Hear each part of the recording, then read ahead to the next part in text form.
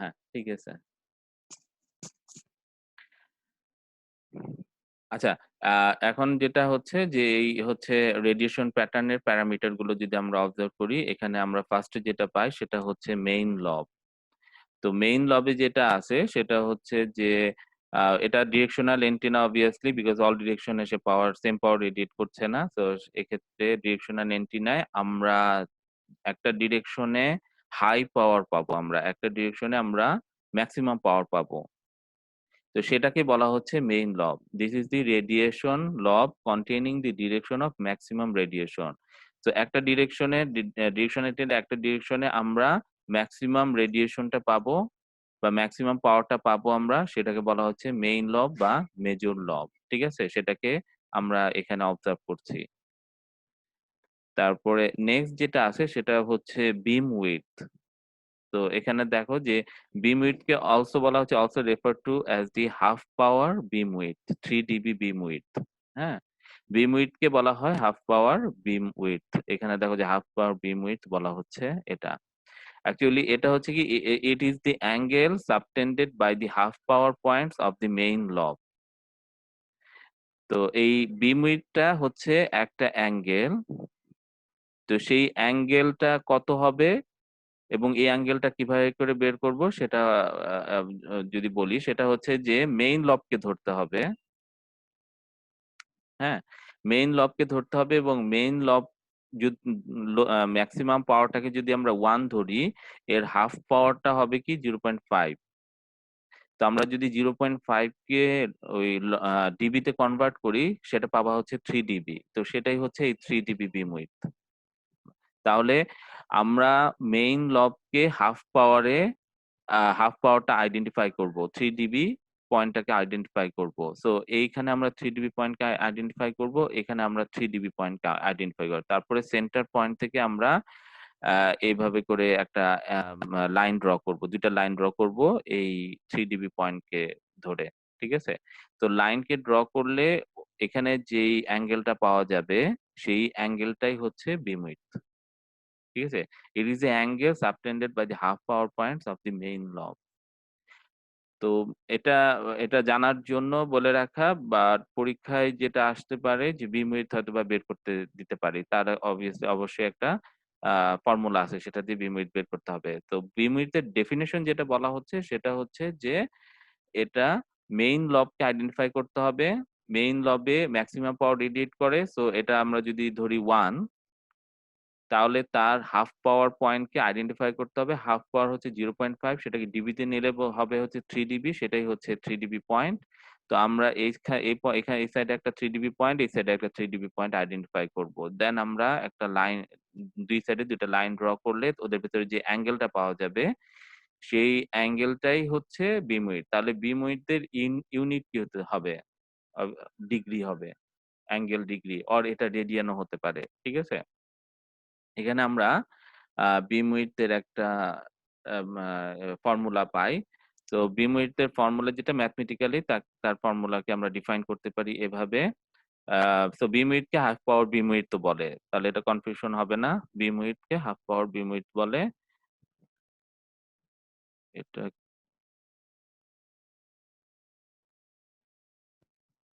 ঠিক আছে? So equal to হচ্ছে কি 70 lambda divided by D. 70 lambda divided by D.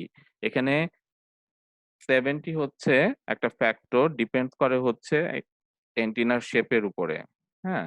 তো এখানে 70 হচ্ছে ফ্যাক্টর যেটা ডিপেন্ডস করে অ্যান্টেনার শেপের উপরে। সো আম এখানে 70 কে কনসিডার করা হয়েছে। ল্যামডা হচ্ছে ওয়েভলেংথ যেটা আমরা বের করতে পারি সি বাই এফ দিয়ে। তো এখানে সি বাই এফ দিয়ে বের করছে এভাবে যে আমাদের ফ্রিকোয়েন্সি যে ভ্যালুটা সেটা গিগাহার্টজ এ যদি থাকে, গিগাহার্টজই থাকবে। তাহলে সেক্ষেত্রে আমরা উপরে সি হচ্ছে কত? 3 × 10⁸ আর নিচে ফ্রিকোয়েন্সিকে গিগাহার্টজ এ ধরছে 10⁹ তাহলে সেক্ষেত্রে আমরা পাই হচ্ছে 0.3 পার ফ্রিকোয়েন্সি। ঠিক আছে? এই কারণে এই ভ্যালুটা চলে আসছে। তাহলে ল্যামডা হচ্ছে ওয়েভলেংথ সি বাই এফ। এটাকে যদি নাও মনে রাখো এটা দরকার নাই। Lambda equal to C by F ধরে করলেই হবে। আর ডি হচ্ছে আমাদের যে অ্যান্টেনা তার হচ্ছে ডায়ামিটার এবং এর ইউনিট হচ্ছে half power bandwidth radiance or ডিগ্রিতে আমরা এটাকে মেনশন করতে পারি।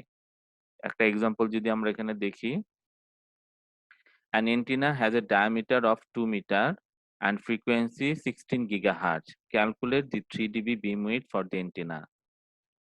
তাহলে হাফ পাওয়ার বিম উইডথ আমাদের 3 ডিবি বিম উইডথ মানে হচ্ছে হাফ পাওয়ার বিম উইডথ। তাহলে ডায়ামিটার হচ্ছে 2 মিটার, ফ্রিকোয়েন্সি হচ্ছে 16 গিগাহার্টজ। হ্যাঁ? তাহলে আমাকে হাফ পাওয়ার বিম উইডথ বের করতে হবে। আমাদের সূত্রটা হচ্ছে 70 ল্যামডা বাই ডি। তাহলে আমাকে ল্যামডার ভ্যালুটা বের করতে হবে। ল্যামডার ভ্যালু ইকুয়াল টু হচ্ছে 0.3 ডিভাইডেড বাই 16। দ্যাট মিনস হচ্ছে কি 16 এইখানে গিগাহার্টজ। দ্যাট মিনস আমরা যদি এটাকে এভাবেও লিখতে পারি 3 into 10 to the power 8 divided by 16 into 10 to the power 9। তাহলে এটা ওই 0.3 ডিভাইডেড বাই 16 ই আসে। ইকুয়াল টু হচ্ছে আ ইকুয়াল টু হচ্ছে ল্যামডা ইকুয়াল টু 0.01875 এই ভ্যালুটা পাওয়া যাচ্ছে। এখন এটা যদি আমরা বসাই 70 ইনটু 0.01875 ডিভাইডেড বাই হচ্ছে আমাদের ডায়ামিটার 2 সেটাকে বসায় দিয়ে আমরা যদি করি তাহলে পাই হচ্ছে 0.65 ডিগ্রি। তাহলে এখানে আমাদের বিম উইডথ যেটা আসছে সেটা ডিগ্রিতে চলে আসছে। ঠিক আছে? 0.65 ডিগ্রি। তো এভাবে করে আমরা বিম উইডথ বের করতে পারি।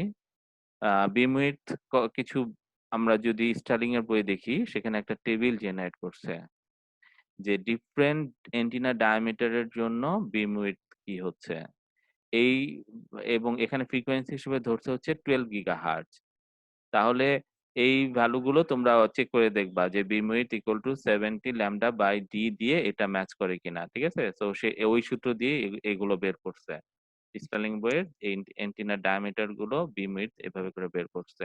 ঠিক আছে? তাহলে কোশ্চেনে যদি আসে তাহলে বিম উইডথ বের করা যাবে এবং এটা ডিগ্রিতে বলা হচ্ছে 3.5 ডিগ্রি প্রত্যেকটা। ঠিক আছে? দ্যাট মিনস ওরা একটা সাম আপ এ আসছে সেটা হচ্ছে যে অ্যান্টেনার ডায়ামিটার এর সাথে, সাথে বিম উইডথ চেঞ্জ হচ্ছে। তাই না? অ্যান্টেনার ডায়ামিটার আ বাড়তে থাকলে বিম উইডথ এর ডিগ্রিটা কমতে থাকে। আর ডায়ামিটার কমতে থাকলে বিম উইডথ বাড়তে থাকে। তো এই ধরনের একটা সাম আপ এ তারা চলে আসছে। তো এই হচ্ছে আমাদের যেটা হাফ পাওয়ার বিম উইডথ যেটা আমরা ডিসকাস করলাম। হ্যাঁ? আ সো তাহলে হচ্ছে বিম উইডথ ক্যালকুলেট করার জন্য আমাকে আমাকে বিম উইডথ অ্যাঙ্গেল ক্যালকুলেট করতে হবে এবং সেটা হচ্ছে ওই 3 ডিবি পয়েন্টকে আইডেন্টিফাই করে নিয়ে আমরা বিম উইডথ ক্যালকুলেট করব। তো থিওরিটিক্যালি আমরা যে ফর্মুলাটা আসছে সেটা দেখছি 70 ল্যামডা বাই ডি ওটা দিয়ে আমরা বিম উইডথ ক্যালকুলেট করতে পারি।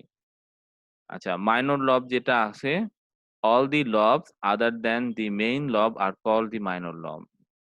তাহলে এই মেইন লব বাদে বাকি যেই লবগুলো আছে এখানে এগুলো সব হচ্ছে কি মাইনর লব। These lobes represent the radiation in undesired direction. So এখানে অনেক মেইন লব মাইনর লব থাকতে পারে। তারা হচ্ছে ডিফারেন্ট ডিরেকশনে তারা রেডিয়েট করছে। ঠিক আছে?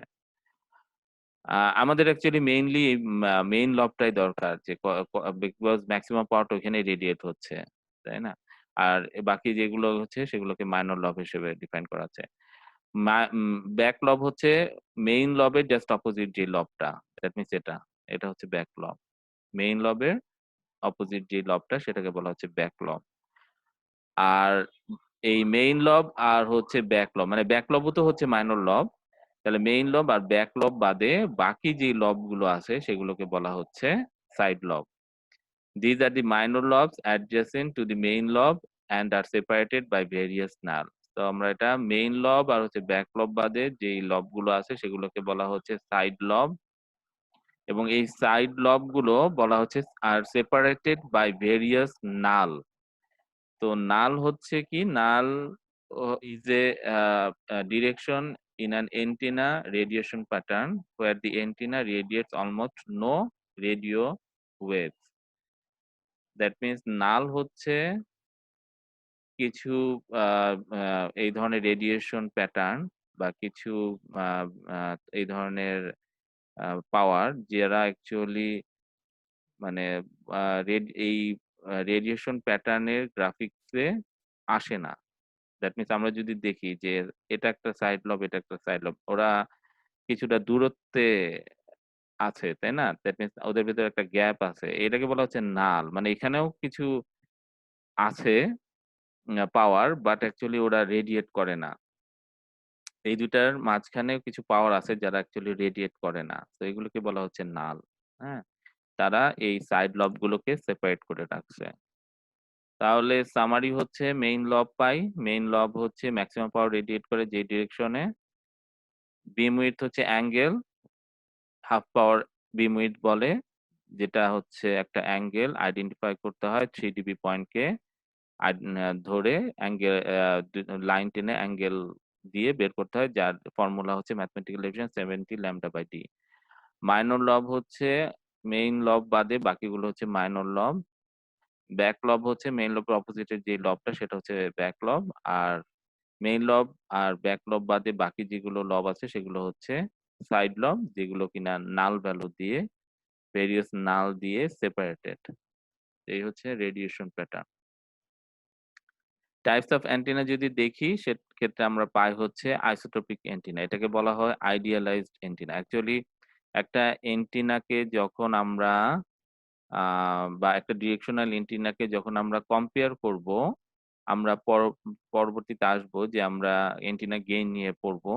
তো যখন আমরা একটা অ্যান্টেনাকে কম্পেয়ার করবো আরেকটা অ্যান্টেনার সাথে, একটাকে আইডিয়াল হিসেবে ধরে নিতে হয়। সেই আইডিয়াল অ্যান্টেনাটাই হচ্ছে isotropic antenna or omnidirectional antenna বলে।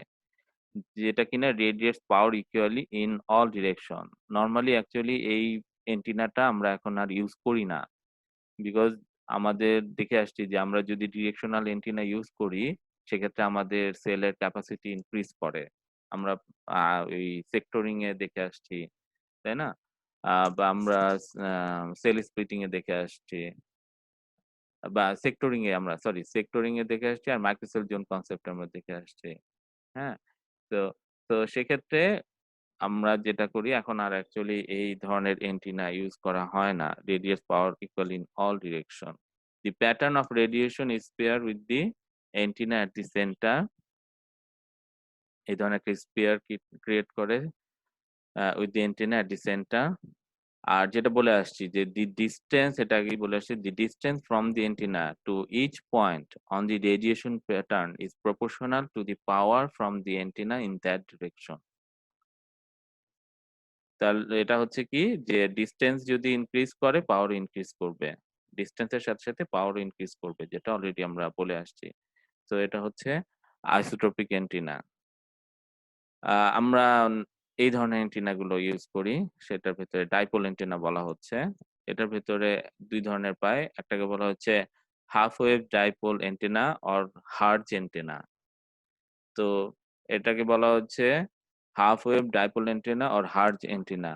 So an antenna having a physical length of half of the wavelength lambda is called a Hertz antenna or a half wave dipole antenna.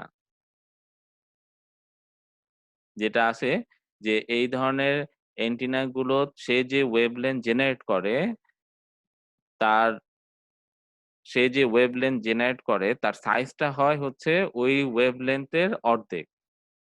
এই ধরনের অ্যান্টেনাকে বলা হচ্ছে হাফ ওয়েভ ডাইপোল অ্যান্টেনা। ঠিক আছে? That means এটা হচ্ছে একটা half wave. That means or size হচ্ছে λ/2 ও জেনারেট করবে হচ্ছে কি ল্যামডা। ও যদি জেনারেট করে ল্যামডা ওর সাইজ হচ্ছে λ/2। ঠিক আছে? এই ধরনের এটাকে বলা হচ্ছে half wave. An antenna having a physical length of half of the wavelength lambda is called a Hertz antenna or a half wave dipole antenna. So আমরা যদি বলি যে এই হাফ ওয়েভ বা হার্জ অ্যান্টেনা যেটা তার লেংথ কত? তাহলে আমরা বলবো যে লেংথ হচ্ছে L equal to half lambda. L equal to half lambda. তো এইগুলো মানে ইসে আসে ম্যাথমেটিক্যাল টার্মস এ চলে আসে। হয়তোবা আমি টেকনিক্যালি বললাম যে এখানে half wave dipole antenna use করা হচ্ছে ওর লেংথ কত বের করো। তো ল্যামডার ভ্যালু বের করতে হবে। ল্যামডার ভ্যালু বের করে L equal to half lambda করলেই তুমি পেয়ে যাচ্ছ। আবার যদি বলি যে এই হার্জ অ্যান্টেনার লেংথ কত বের করো। ঠিক আছে? সো এখানে কিন্তু আমি বলে দিচ্ছি না যে এটা হচ্ছে L equal to half lambda. তাহলে এখানে তোমাকে অবশ্যই মনে রাখতে হবে হাফ ওয়েভ ডাইপোল অ্যান্টেনা আর হার্জ অ্যান্টেনার লেংথ হচ্ছে L equal to half lambda. তাহলে ল্যামডার ভ্যালুটা হচ্ছে C/F দিয়ে বের করব। সব প্যারামিটারের ভ্যালু দেওয়া থাকবে। ওগুলো দেয়া থাকলে ওখান থেকে আমরা বের করে আ লেন্থটা বের করতে পারি। তো এখানে আরো কিছু ডিফাইন করে দিছে যে consists of two straight collinear conductors of equal length separated by small gap. The length of the antenna is one half of the wavelength of the signal that can be transmitted most efficiently. Actually এই ধরনের antenna যদি দেখো যে ওই যে আগে যে আমরা আ বিটিভি দেখতাম যে অ্যান্টেনা গুলো দিয়ে যে একটা লম্বা স্ট্রেইট আ থাকতো আ তোমার কন্ডাক্টর টাইপের থাকতো। তার পাশে একটা কন্ডাক্টর থাকতো, তার পাশে আরেকটা কন্ডাক্টর থাকতো। এরকম ভাবে অ্যান্টেনা গুলো ছিল যে আগের টিভির অ্যান্টেনা গুলো ছাদের উপরে লাগানো হতো এই ধরনের যদি মনে করে থাকো। সো ওই ধরনের অ্যান্টেনা গুলো হচ্ছে এই half wave dipole antenna.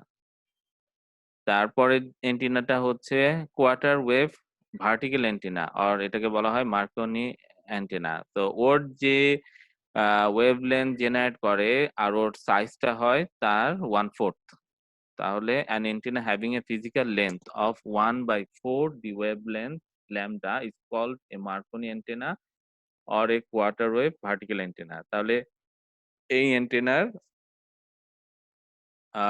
Length হচ্ছে কত? L equal to 1/4 lambda ঠিক আছে? এই অ্যান্টেনার যেই আ লেন্থ সেটা হচ্ছে 1/4 ল্যাম্বডা। তাহলে কোয়ার্টার ওয়েভ ভার্টিক্যাল অ্যান্টেনার লেন্থ বের করতে বললে আমরা L equal to 1/4 ল্যাম্বডা দিয়ে বের করব। আর আমরা যদি বলি মার্কনি অ্যান্টেনার লেন্থ বের করো তাহলে হচ্ছে L equal to 1/4 ল্যাম্বডা। ঠিক আছে? A vertical quarter wave antenna is the type commonly used for automobile radios and portable radios. Portable radio গুলোতে এই ধরনের অ্যান্টেনা অবজার্ভ করা যায়। নেক্সট যেটা আছে সেটা হচ্ছে প্যারাবোলিক রিফ্লেক্টর অ্যান্টেনা। এই অ্যান্টেনা গুলোকে ডিশ অ্যান্টেনা বলে। এগুলো এই স্যাটেলাইটের সাথে কমিউনিকেশনের জন্য ইউজ করা হয়। Used in terrestrial microwave and satellite application. যেটা হচ্ছে ডিশ বলের মতো থাকে। এ আমাদের ডিশ অ্যান্টেনা গুলো যদি দেখো ওগুলোতে এই প্যারাবোলিক রিফ্লেক্টর অ্যান্টেনা ইউজ হয়। তো এর ডেফিনিশন এ যেটা বলা হচ্ছে যে a parabola is the locus of all points. A parabola is the locus of all points equidistant from a fixed line and a fixed point not on the line. Equidistance হচ্ছে কি একটা equidistance হচ্ছে একটা fixed point and fixed line. ঠিক আছে? Fixed point থেকে এটা equidistance এখান থেকে এটা হচ্ছে equidistance. সো এই যেই পয়েন্ট এভাবে করে ক্রিয়েট হচ্ছে, যে পয়েন্ট গুলো ক্রিয়েট হচ্ছে, এখানে যদি আমি এই ধরনের একটা স্ফিয়ার আঁকি আ তো সেটা বা এটাকে বলা হচ্ছে কি প্যারাবোলা। তাহলে the fixed point is called the focus and the fixed line যেটা সেটাকে বলা হচ্ছে directrix. If a parabola is revolved about its axis, the surface generated is called a paraboloid. যদি এটা তার টোটাল এক্সিস জুড়ে এভাবে করে থাকে সেটাকে বলা হচ্ছে প্যারাবোলাইড বা এটা একটা অ্যাকচুয়ালি ওই ডিশ ক্রিয়েট করে, তাই না? তো এখানে যেটা আছে সেটা হচ্ছে যে if a source of electromagnetic energy is placed at the focus যদি ইলেক্ট্রোম্যাগনেটিক এনার্জি গুলোকে এই ফোকাসে প্লেস করা হয় and if the paraboloid is a reflecting surface then the wave will bounce back in lines parallel to the axis of the paraboloid.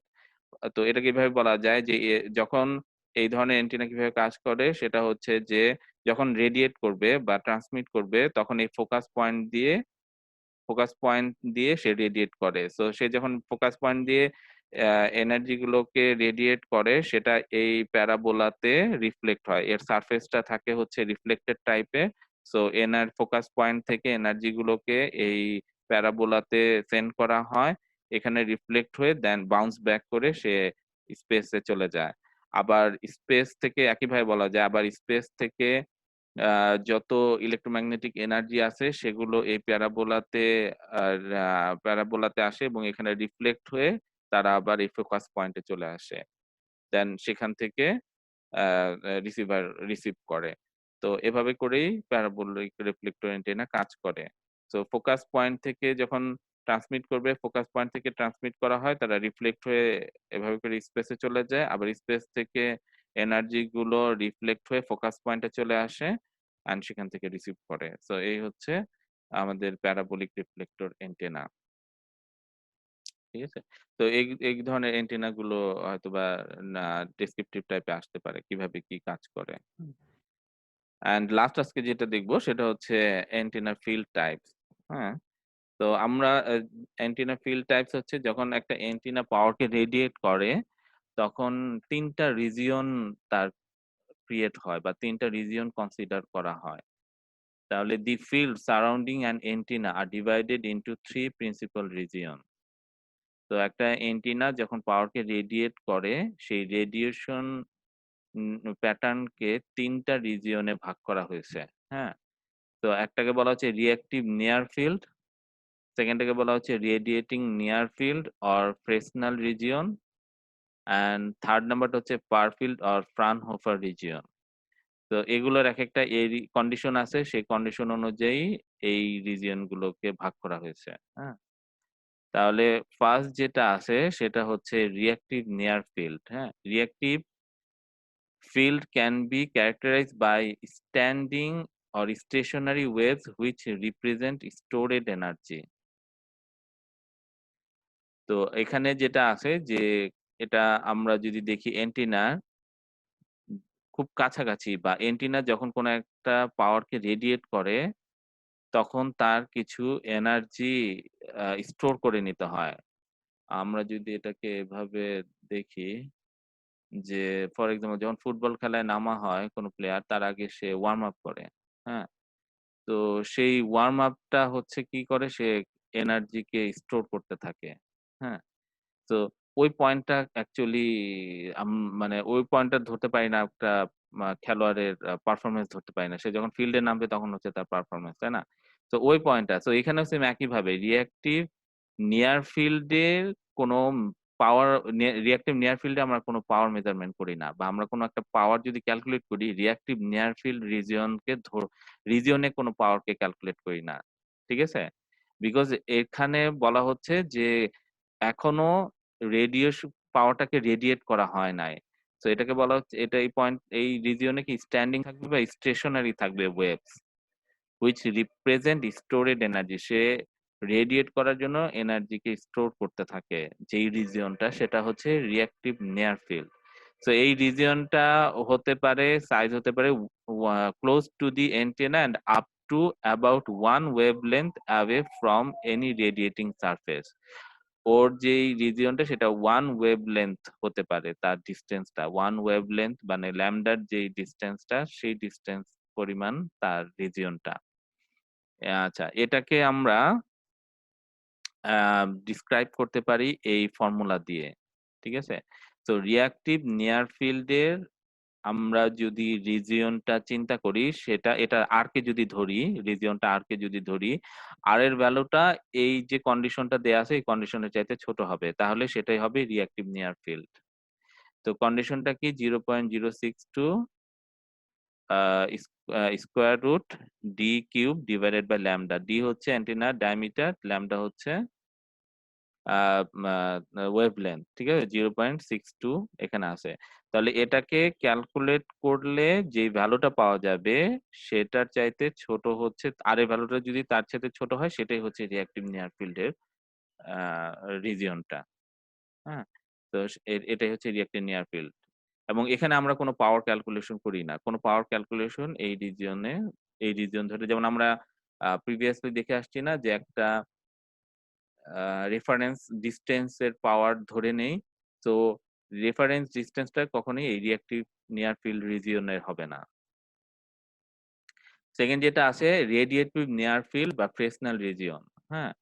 তাহলে এখানে যেটা বলা আছে radiative field can be characterized by radiating or propagating waves which represent transmitted energy.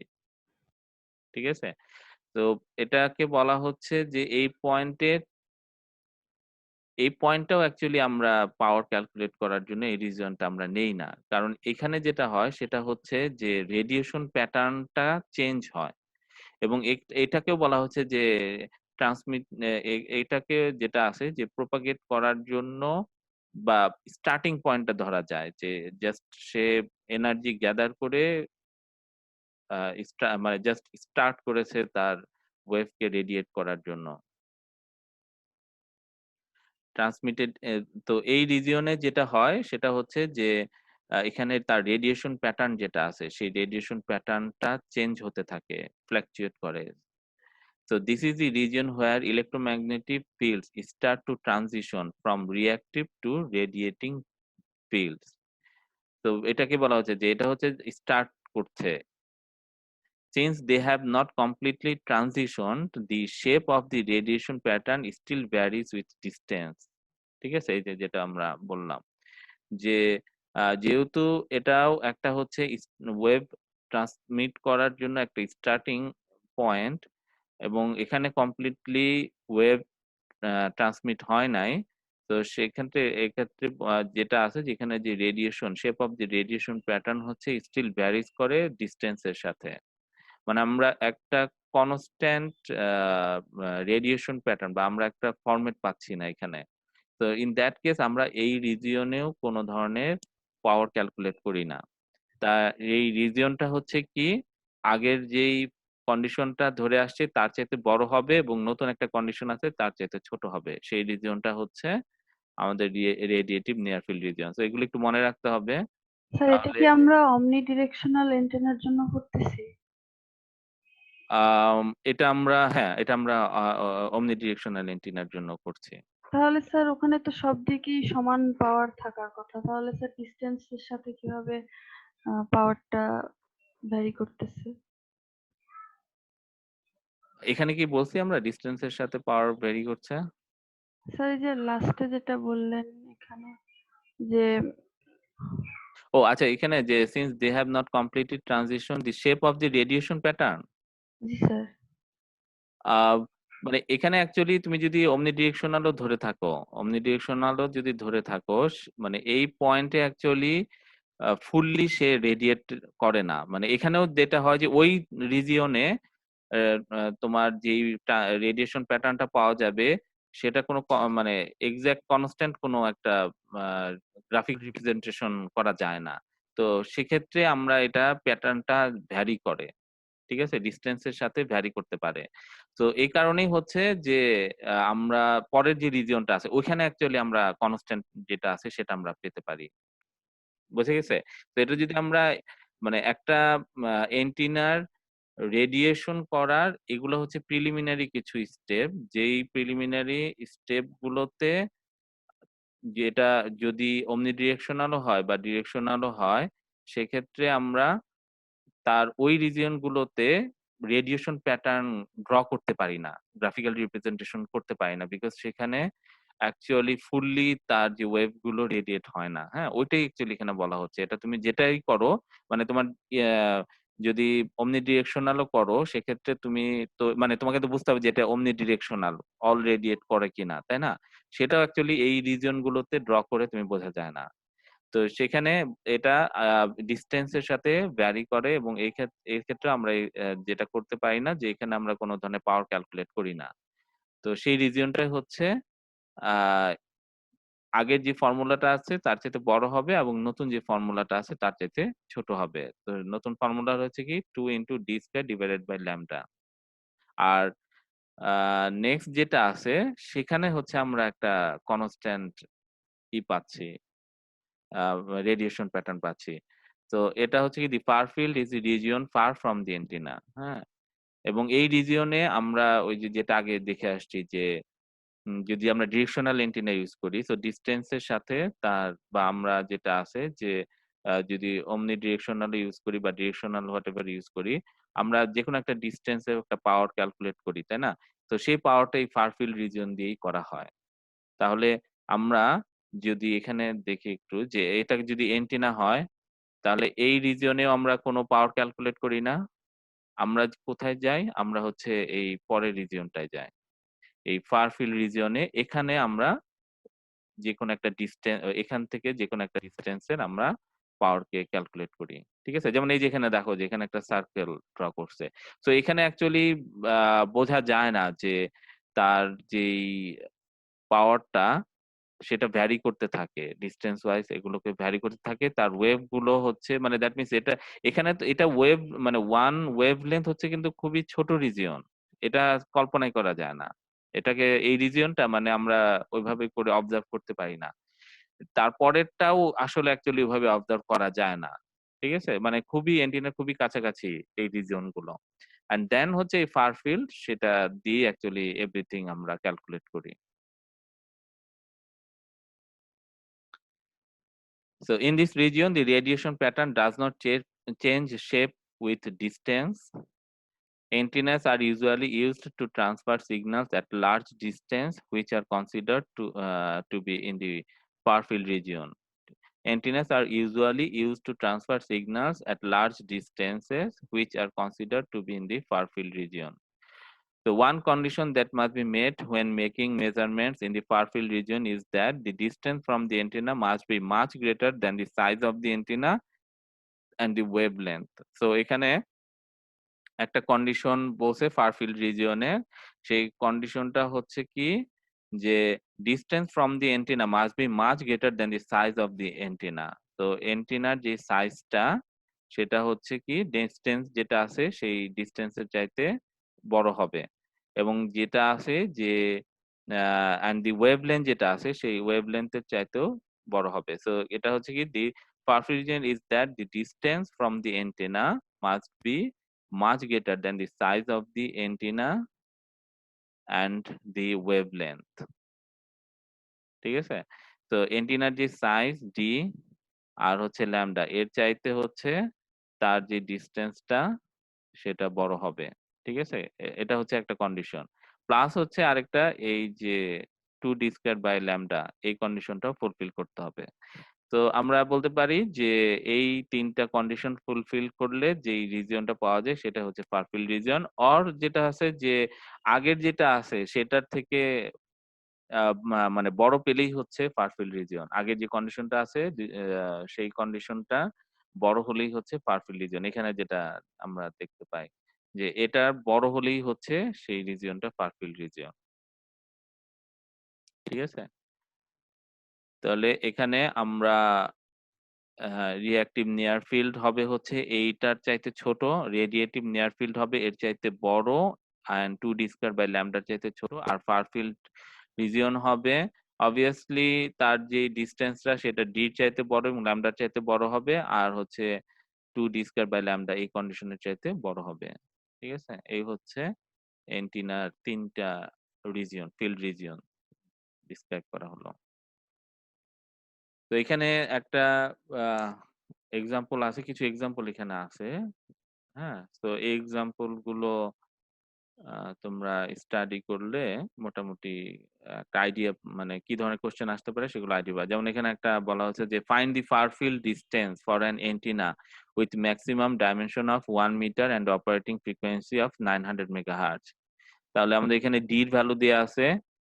Lambda বের করতে হবে C by F দিয়ে lambda বের করে ফেলবো। দেন হচ্ছে ফার ফিল্ড ডিসট্যান্স যেটা 2d স্কয়ার বাই ল্যামডা আর যেটা ওখান থেকে আমরা ডিসট্যান্স আমরা ফার ফিল্ড এর ভ্যালুটা বের করে ফেলবো। ঠিক আছে? ওই কন্ডিশনের দিয়ে অ্যাকচুয়ালি আমরা যেটা আছে যেখানে গ্রেটার দেন দিচ্ছি সো আমরা ওই মানে যদি ফার ফিল্ড ডিসট্যান্স বলা হয় তাহলে r ইকুয়াল টু ওই কন্ডিশনটাই আমরা বের করব। এই 2d স্কয়ার বাই ল্যামডা এটাকে বের করব। হ্যাঁ? যদি বলি রেডিয়েটিভ নিয়ার ফিল্ড সেক্ষেত্রে আমরা যেহেতু এর চাইতে বড় মানে আমরা এটাকেই বা এটাকে বের করব আর এটার ভ্যালু বের করব। বের করে আমরা দেখাই দিব যে এর ভেতরে হচ্ছে radiative near field region. And far field region যদি বলা হয় তাহলে এটাকে বের করে আমরা বলে দিব যে এর চাইতে বড় হচ্ছে ফার ফিল্ড রিজিয়ন। আমরা যদি রিঅ্যাক্টিভ নিয়ার ফিল্ড রিজিয়ন বের করতে বলা হয় তাহলে আমরা এটাকে বের করে বলে দিব এর চাইতে হচ্ছে ছোটটা হচ্ছে রিঅ্যাক্টিভ নিয়ার ফিল্ড রিজিয়ন। বোঝা গেছে? মানে কোয়েশ্চেনে এখানে বলা হয়েছে যে ফার ফিল্ড ডিসট্যান্স বের করা তো। তো সেক্ষেত্রে যেগুলো না মানে আমরা তো এখানে ইকুয়াল দেই না। আমরা বলছি বড় ছোট এই ধরনের ব্যাপারটা। তাহলে আমরা ওই ফর্মুলাটাই বের করে বলে দিব এর চাইতে ছোটটা হচ্ছে সরি এর চাইতে বড় হচ্ছে ফার ফিল্ড, এর চাইতে ছোট হচ্ছে আমাদের রেডিয়েটিভ নিয়ার ফিল্ড অ্যান্ড এর চাইতে এবং এই ফর্মুলার চাইতে ছোট হচ্ছে রিঅ্যাক্টিভ নিয়ার ফিল্ড। হ্যাঁ? আর রেডিয়েটিভ নিয়ার ফিল্ড এই ২ টার মাঝখানে হবে। তো এভাবে করে আমরা বলে দিব কোশ্চেন। কোশ্চেন যদি আসে। এখানে যেটা কোশ্চেন আসছে, এখানে যেটা আসছে একটু technically, the audio power of the human voice is concentrated at about 300 hertz.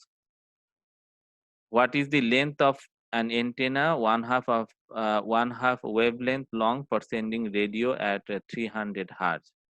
এখানে এন্টিনার লেন্থ বের করতে বলা হয়েছে। হ্যাঁ, তো এবং লেন্থ হচ্ছে ওয়ান হাফ ওয়েভ লেন্থ। এখানে ওয়ান হাফ ওয়েভ লেন্থ, দেখো এন্টিনার লেন্থ, সেই এন্টিনাটা কি টাইপের, ওয়ান হাফ ওয়েভ লেন্থ, যেটা আমরা ওই যে হার্জ এন্টিনা যেটা। তো এখানে তো বলেই দিছে, বা আমরা এটা না বলে বলতে পারি হার্জ এন্টিনা বা হাফ ওয়েভ ডাইপোল এন্টিনা, ঠিক আছে, এই ধরনের বলতে পারি। তো তাহলে আমরা এখান থেকে এন্টিনার লেন্থ পাবো L equal to half lambda. ল্যামডার ভ্যালু বের করতে হবে। তো ল্যামডার ভ্যালু এখানে বের করছে থ্রি, এই সি বাই এফ দিয়ে। আহ, তো ল্যামডা হচ্ছে 1000 কিলোমিটার, ঠিক আছে। দেন আমরা যদি বসাই ল্যামডা বাই টু তে, সেখানে পাই হচ্ছে 500 কিলোমিটার। তাহলে এন্টেনার লেন্থ পাওয়া যাচ্ছে 500 কিলোমিটার। এটা একটা বিগ সাইজ এন্টেনা, এত বড় এন্টেনা। তো কি করলে এখন আমরা এই বিগ সাইজ এন্টেনাকে আরো রিডিউস করে নিয়ে আসতে পারবো, সেটা এখানে বলছে। তাহলে আমাদের কি করতে হবে, মডুলেট করতে হবে। তাহলে কি অ্যান অল্টারনেটিভ ইজ টু, মানে আমাদের হাই ফ্রিকোয়েন্সি পাঠাতে হবে। লো ফ্রিকোয়েন্সির জন্য এখানে সেন্ডিং করে রেডিও ফ্রিকোয়েন্সি কি 300 হার্জ। লো ফ্রিকোয়েন্সির জন্য আমরা বিগ সাইজ এন্টেনা পাচ্ছি। এখন আমাদের এন্টেনার সাইজকে কমায় আনতে হলে লো ফ্রিকোয়েন্সি পাঠাতে হবে, সরি হাই ফ্রিকোয়েন্সি পাঠাতে হবে। দ্যাট মিনস আমরা ওই ভয়েসকে মডুলেট করতে হবে। তো an alternative is to use a modulation scheme for transmitting the voice signal by modulating a carrier frequency so that the bandwidth of the signal is a narrow band centered on the carrier frequency. তাহলে আমরা suppose we would like to half wave antenna to have a length of 1 metre, what carrier frequency.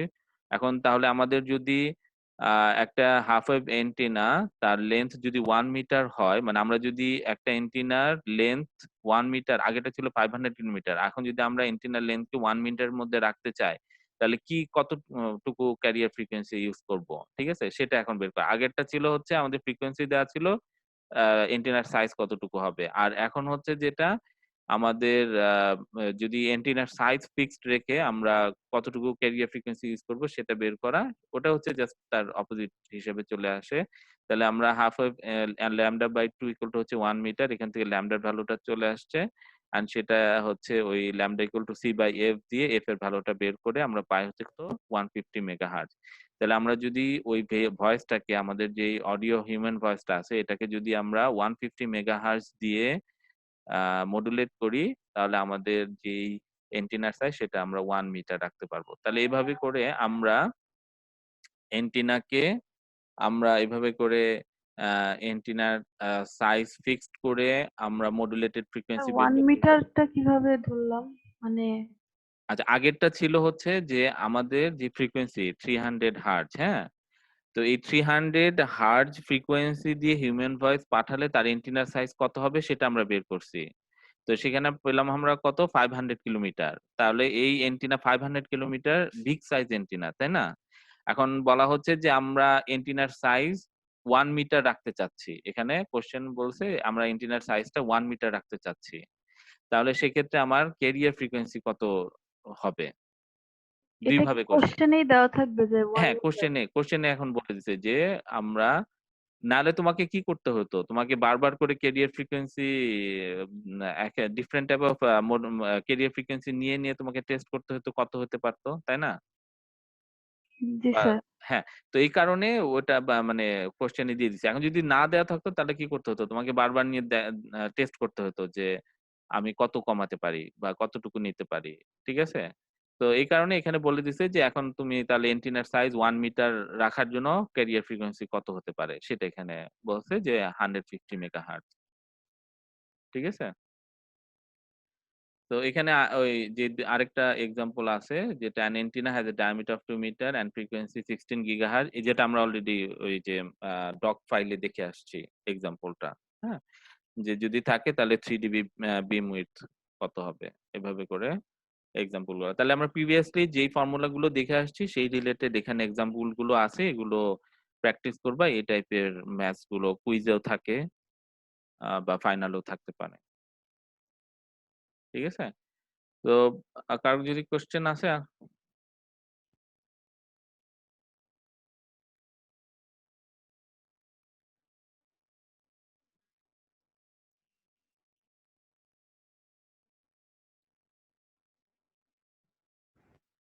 আচ্ছা, যদি না থাকে question তাহলে আমরা এখানেই শেষ করি। তোমাদের সাথে ওই রুটিন একটা তৈরি হয়েছে যে